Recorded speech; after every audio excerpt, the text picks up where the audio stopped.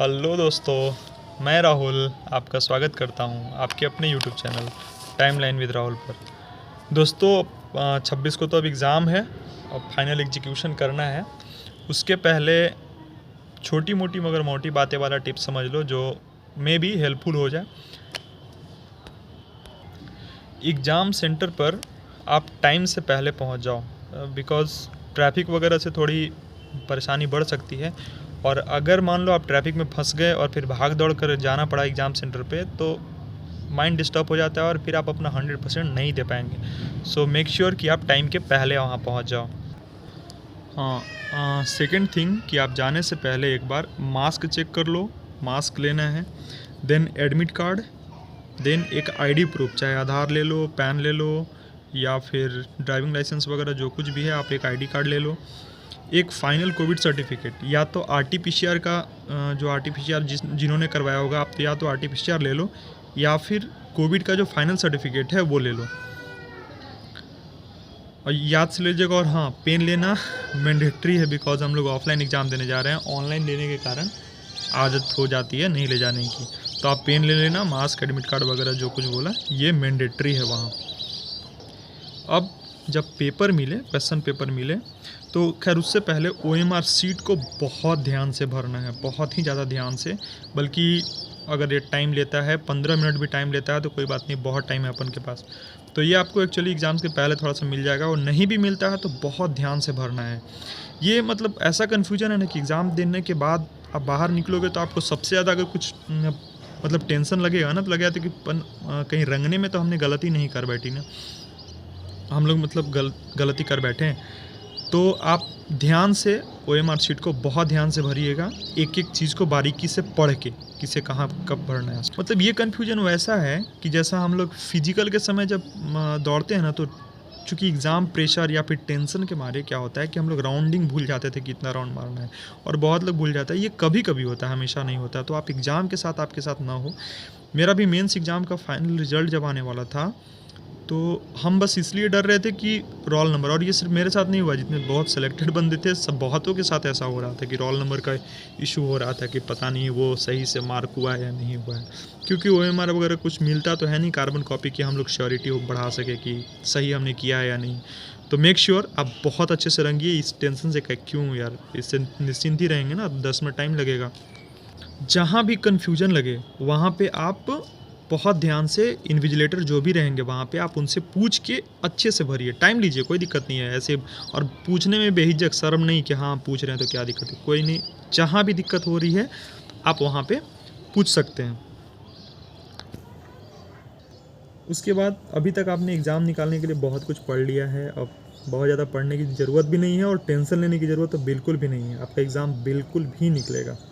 और मेरा सजेशन तो ये है कि एग्ज़ाम स्टार्ट होने के 15-16 घंटे मतलब बिल्कुल रिलैक्स रहना चाहिए, माइंड को एकदम छोड़ देना चाहिए कि हाँ ये रिलैक्स हो जाए।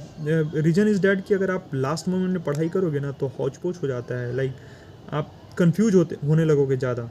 तो इसको माइंड को बिल्कुल भी रिलैक्स में डाल दो, ये ट्रस्ट करो। अब तो ये ट्रस्ट आप उससे पूछ लो ना जिसका सिलेक्शन बहुत सारे एग्जाम्स को निकाला है, वो लोग से पूछना, उन लोग का यही रवैया रहता है। जब तक हम लोग भी ऐसे ही भाग दौड़ लास्ट मोमेंट में पढ़ते थे और कंफ्यूज होते थे। सो बेटर 15-16 घंटा एकदम माइंड को बिल्कुल रेस्ट दे दो, फुल्ली रेस्ट। लाइक सैटरडे को शाम तक बहुत पढ़ना होगा तो पढ़ो, नाइट से छोड़ दो। मतलब शाम को 6 बजे तक पढ़ो, बस 6-7 बजे के बाद से आराम से थोड़ा मस्ती करो, खाना पीना खाओ और चुपचाप सो जाओ। अब रहा क्वेश्चन का, तो क्वेश्चन 100 में 100 अटेम्प्ट लेना है। लाइक अब ऐसा नहीं आंख बंद करके तो नहीं मारना है, फर्स्ट अटेम्प्ट में पूरा क्वेश्चन के साथ ओवर थ्रो हो जाना है कि हाँ जो एक बार में 100% श्योर हो। आप 50 मारो या 60 मारो, जितने क्वेश्चन आप एक बार में कंफर्म हो उससे पहले टिक मारो। उसके बाद सेकेंड राउंड में आओ। हो सकता है बहुत सारे क्वेश्चन रिपीट हो जाते हैं या किसी क्वेश्चन का सॉल्यूशन भी आगे मिल जाता है या फिर बाद में माइंड रिवाइव कर लेता है, तो 10-12 क्वेश्चन ऐसे बढ़ जाएंगे। तो ऐसे देखना चाहिए। और जो तुक्का मारना हो ना, वो सबसे लास्ट मोमेंट होता है, सबसे लास्ट, वो स्टार्टिंग में नहीं करना चाहिए। और वो भी लास्ट में आप एलिमिनेट कीजिए, ऑप्शन को एलिमिनेट करने की कोशिश कीजिए। इसलिए इसमें 100 अटेम्प्ट लेने के लिए बोल रहा हूँ ना, क्योंकि इसमें नेगेटिव मार्किंग ना के बराबर है। 10 क्वेश्चन में एक क्वेश्चन आपका जाएगा, तो 10 क्वेश्चन में और प्रोबेबिलिटी ये बोलता है कि 4 क्वेश्चन में अगर 4 ऑप्शन है उसमें अगर तुक्का मारते हो तो आपका 4 में एक सही होने का प्रोबेबिलिटी रहता है। अगर 4 क्वेश्चन तुक्का मारोगे तो एक सही होने का। इसमें तो 10 क्वेश्चन पे एक गलत है, तो आपकी चांसेस बहुत ज़्यादा हैं कि सही हो जाए। लेकिन आंख बंद करके नहीं, वो लास्ट ऑप्शन है। आप अगर पढ़े हैं तो कम चांसेस होगा, बहुत कम ही में तुक्का मारना पड़ेगा। 8-10 90 के आसपास दिखेगा कि हाँ ये पढ़ा है, 10 तो कन्फ्यूजन में होगा, तो 80 के आसपास तो जान पहचान का क्वेश्चन आपको मिलेगा ही। सबको all the very best exam के लिए, और अच्छे से रिलैक्स मूड में काम होके एकदम एग्ज़ाम दीजिए, अच्छा स्कोर कीजिए, एग्ज़ाम को फोड़ दीजिए।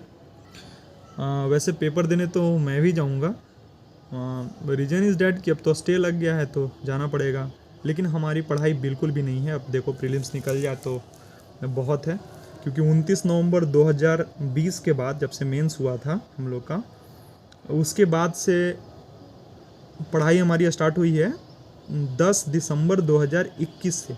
तो वही 10-15 दिन का पढ़ाई है, तो नहीं निकलेगा। लेकिन जो भी हो हमारा तो हो जाएगा, बस थोड़ा डिले हो रहा है। लेकिन आप लोग के लिए मतलब करो या मरो समझो यार, लास्ट है। इसमें प्रीलिम्स में निकाल लो, फिर मेंस के लिए बहुत अच्छी स्ट्रेटजी है, बनाऊंगा, बताऊंगा, या फिर बहुत लोग हैं बताने के लिए। आप प्रीलिम्स में अपना बेस्ट दो, बेस्ट ऑफ बेस्ट। हाँ, पूछा पूछी मत होने दो यार, अपने क्लास में पूछा पूछी बिल्कुल मत हो। अगर कोई कर रहा है तो उसको अपोज करो, ये बहुत गलत है। वो कटअप बढ़ने का मेन रीज़न ये भी है। अब चाहे जेंडर कोई भी हो, मैं दोनों के लिए ही बोल रहा हूँ, और दोनों को प्रॉब्लम होती है। ये पूछा पूछी से किसी को बहुत ज़्यादा फ़ायदा नहीं होता, जो एकदम डल होता है वो होता है। अब मैं डल के लिए वीडियो नहीं बनाता, तो बिल्कुल भी ये पूछा पूछी एकदम बिल्कुल, अगर क्लास में होता है ना तो खड़ा हो, बोलो इन्विजिलेटर को, सर आवाज़ हो रही है, और थोड़ा ये सब से मुक्त बनाओ एग्ज़ाम को, ये आपकी भी रिस्पॉन्सिबिलिटी बनती है। तो चलिए अच्छे से एग्ज़ाम दीजिए, all the very best to all of you, और फिर मिलते हैं। एग्ज़ाम का लेवल क्या था या क्या किस टाइप का क्वेश्चन पूछा है, उसके साथ हम क्वेश्चन मिलने के बाद, मतलब जैसे बाहर निकलेंगे, बाहर निकलने के बाद जो भी इधर उधर से क्वेश्चन मिलेगा, उसके बाद फिर एक रिव्यू के साथ आएंगे। तब तक के लिए जय हिंद,